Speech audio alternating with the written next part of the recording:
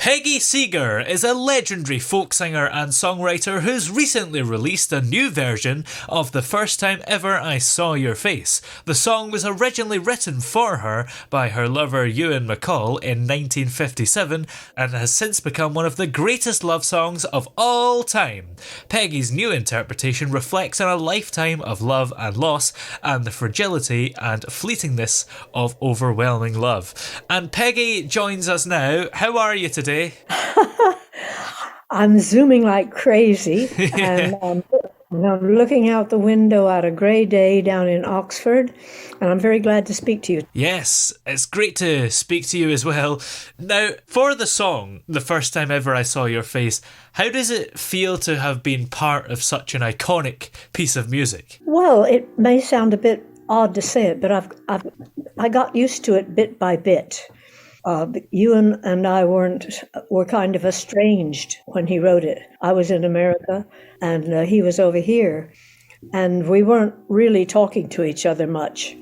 And when he wrote the song, I thought it was absolutely lovely, and I took it up immediately. And ever since then, in 1957, it was a feature of our concerts until he died in 1989. I only had one way of singing it, and it was nothing like what everybody's used to, nothing at all. The whole way of singing it only lasted about 2 minutes.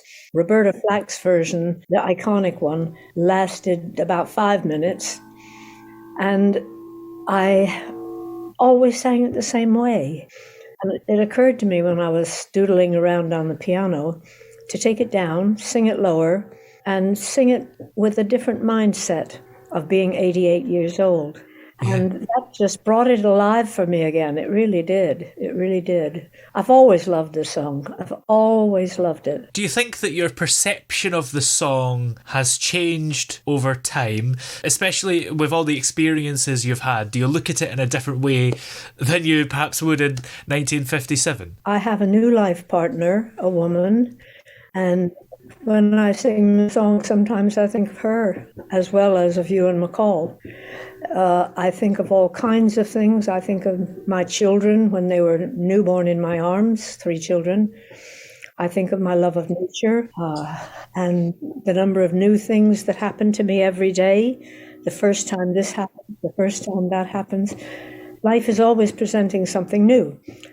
And so a new way of doing this song after 50 years of singing it exactly the same, it's quite an experience for me. There are so many covers of the songs, aren't there? It's such an iconic song. It's been covered so many times.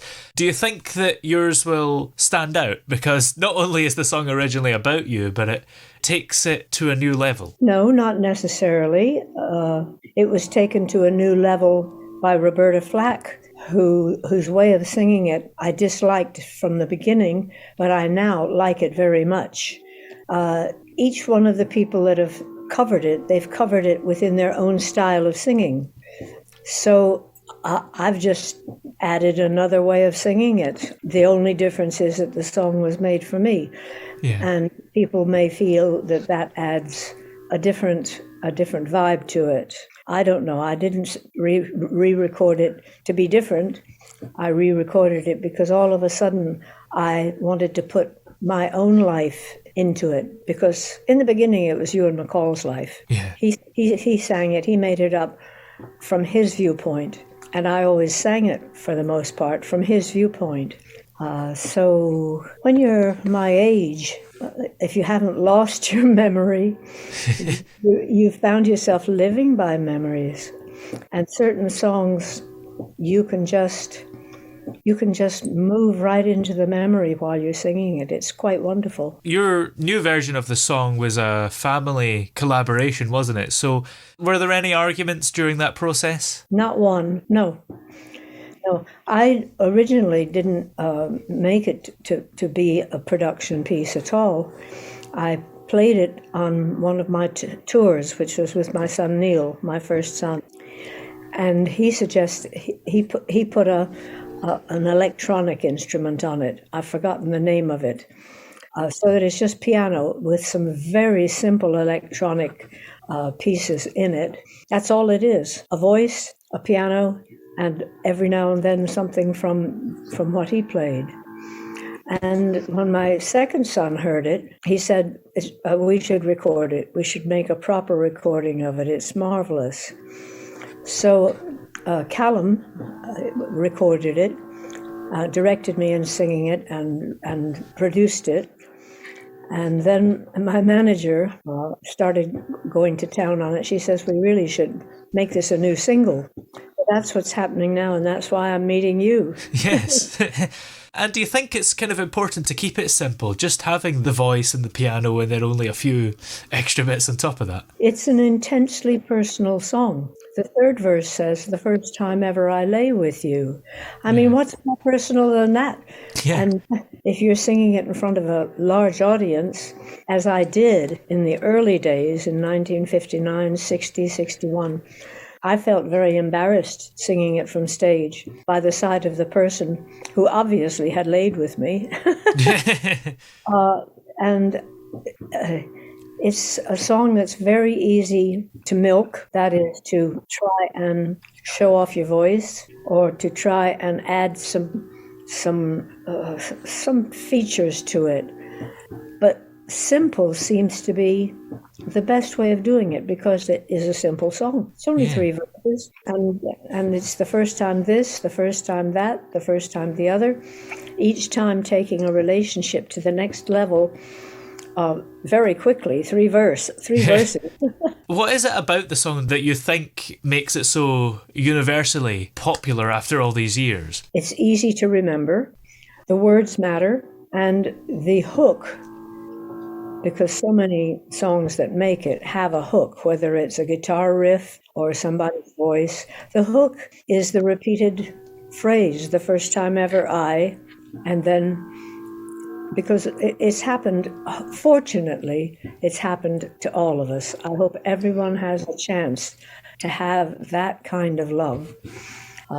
So it moves from seeing to kissing to the actual act, and in 3 verses. And you can sing it, and you can inject it with your own emotions. You can sing it, and there's many ways of singing it. I think it's been covered about 600 times, or maybe more. Do you think the song would be as popular if it wasn't about your face? Of course, good Lord.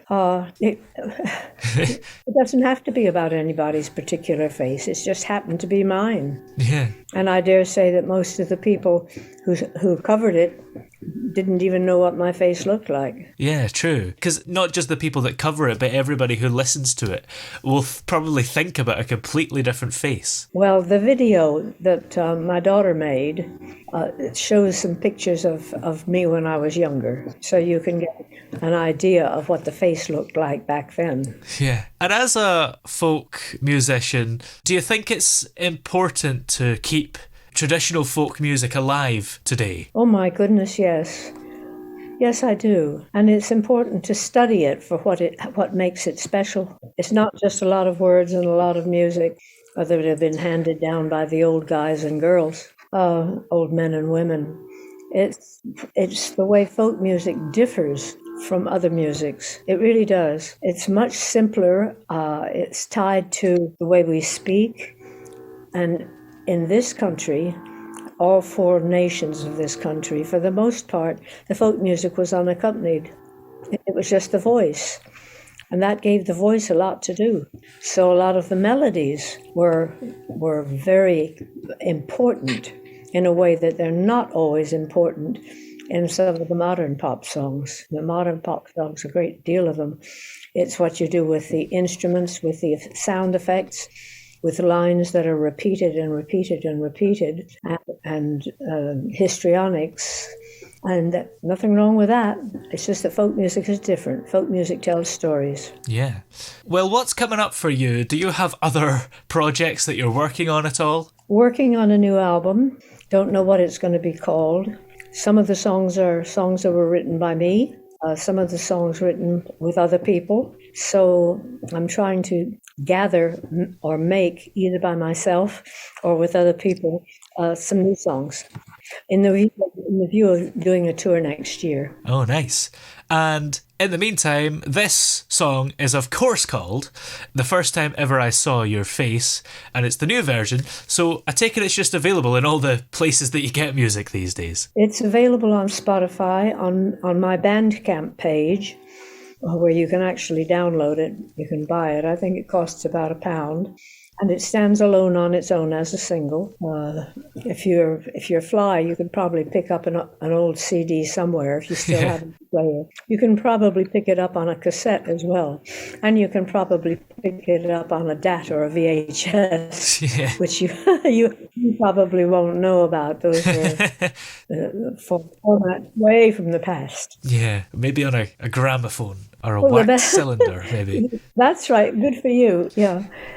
In my book, the first time ever, I run through all the different formats that have taken place in my life, and there's about a dozen. Wow. About a dozen. So I wonder what's next. Well, we'll be born with little recording things underneath our fingernails, and we can hold it up. Probably. You'd probably just put your finger in your ear and hear a song. Well, possibly. You'd look a bit weird walking around like that, wouldn't you?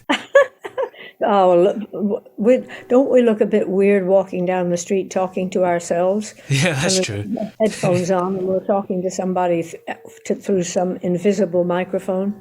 Yeah. Well, many thanks for talking to us today. It's been great having you on. Good. Go to the website, peggyseeger.com, and it has all you need or want to know about most anything having to do with me.